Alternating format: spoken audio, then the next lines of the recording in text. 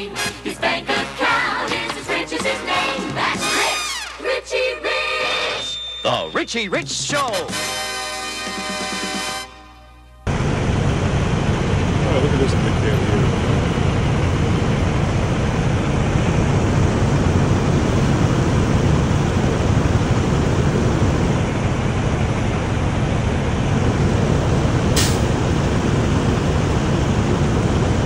Love's here in the Grange, Georgia.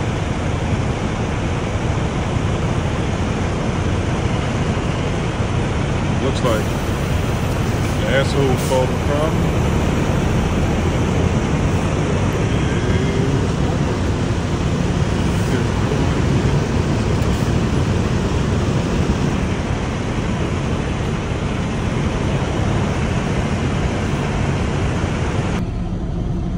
It is too fucking late to be dealing with this horse shit.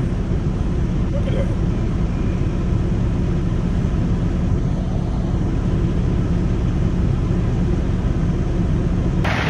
And of course, it's one of these fucking Africans. What the fuck, man? Oh, unbelievable. Hey, what's happening, Facebook? This your boy, Richie Rich, on the evening tip, making another video. I just got home. I haven't been home in a while, man. I've been running and gunning. I got a lot to say right now. Video I just uploaded, I was pissed because some foreigners are blocking up the whole. I mean, if you look at that video, dude had his tandems all the way to the rear on like the 19th hole or whatever. And as he was trying to make the turn, of course he didn't turn wide enough. There's a lot of room for him to negotiate that, but then again, what are you doing driving with your tandems all the way to the rear? So anyway, beyond that, I'm home trying to relax. Having a lot of thoughts right now. And I don't know what to do. As you guys know, I do pull prime freight, work on the logistics side. And I saw something on Facebook that kind of made me alarmed. Now, listen, I didn't listen to the safety meeting that they had on Friday. And I don't know if this was said on Friday, but I'm more of a guy that sees the writing on the wall. And what I'm seeing right now is it's hard on the logistics side. It is starting to become very hard. And I'm noticing that my revenues for the last few months have been low. Like when I first started on the logistics side, I used to do $7,600 worth of revenue. And see, my belief was if I do $7,600 worth of revenue, I'm only, I'm not losing any percentage. Do you understand? And I was able to bring home nice checks every week. Then all of a sudden, man, that shit died off. And I'm barely, like this past 2 weeks, I've only brought in like $3,000 worth of revenue. I'm not sitting. I'm moving, but the problem is the loads are so low. Like I told you, I had a couple of loads that paid $700. I had a load paid $1,200 only. I mean, it's been really bad. And when I talked to my fleet manager, his thought, he's saying is, well, yeah, they're capping everybody at $4,000 revenue a week. And I'm thinking to myself, this is becoming hard. Okay, this is not how it's supposed to go. And I am concerned. Very concerned. I still have truck note and businesses and, personal expenses. And it's not becoming enough. And, I was having a conversation with my boy, right? I still keep in contact with a lot of prime drivers. And we were talking.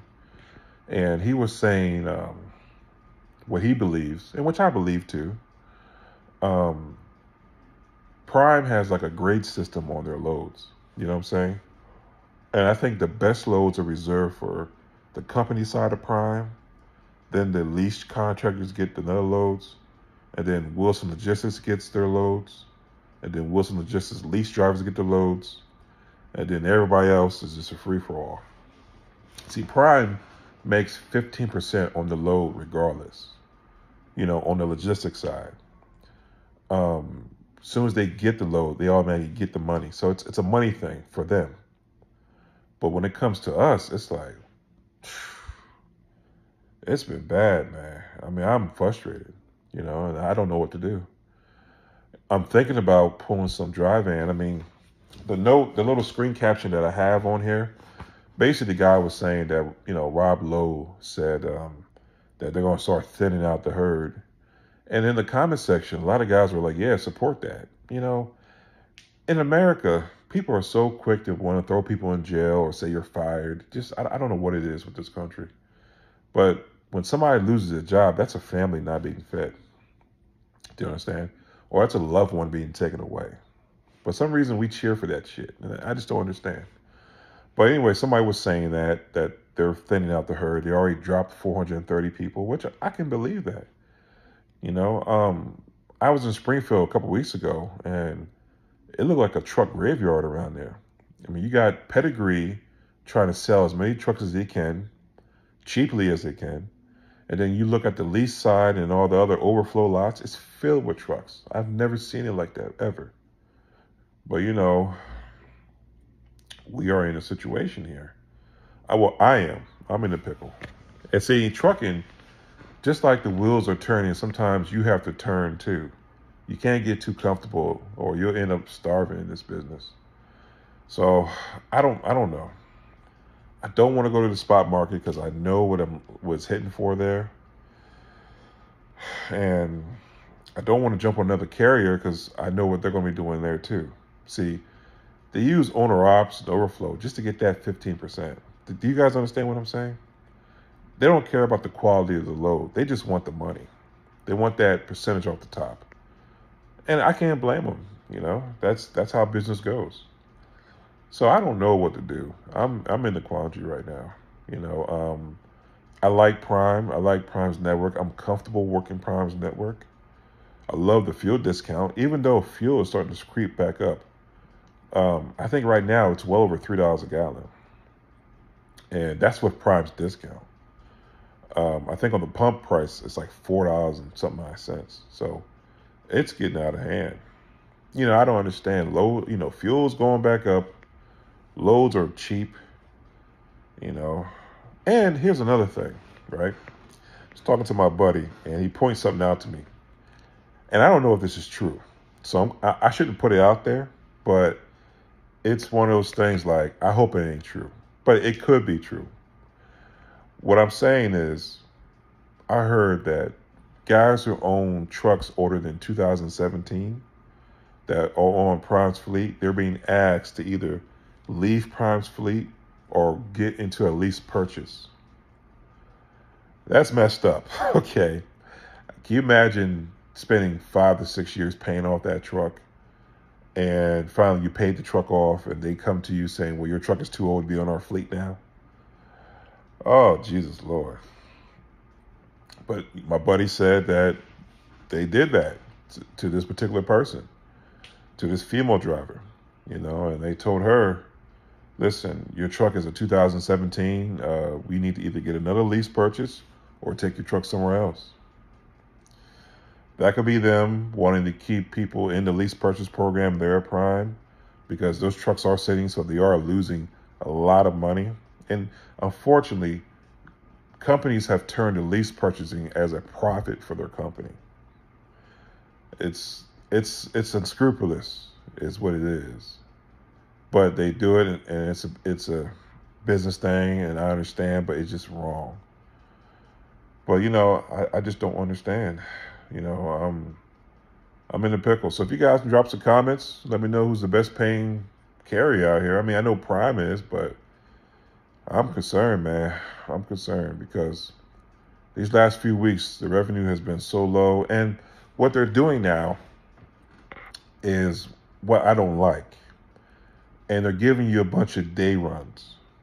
And what I mean by day runs is that you have to pick the load up at like 7, 8 o'clock at night and then run it all night to deliver 7 o'clock, 8 o'clock the next morning, or 6 o'clock the next morning.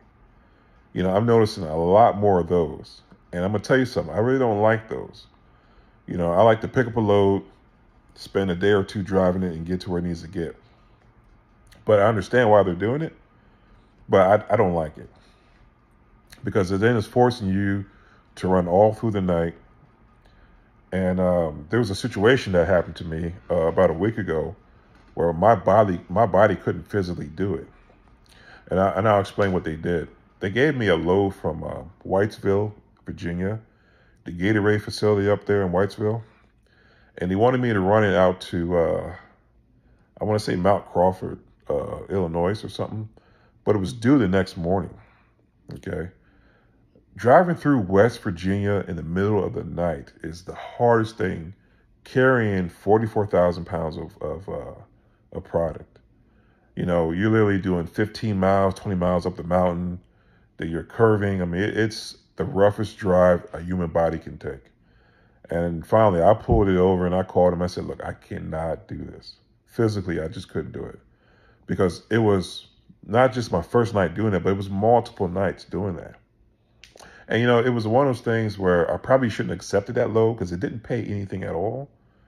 But, you know, in trucking, you don't turn anything down but your collar.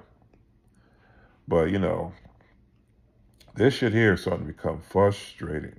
It is. So I don't know. I'm taking a few days off to do some thinking, get my mental mind together, weigh my options, you know, start doing some serious thinking. Because I need certain revenue. I'm just not hitting it.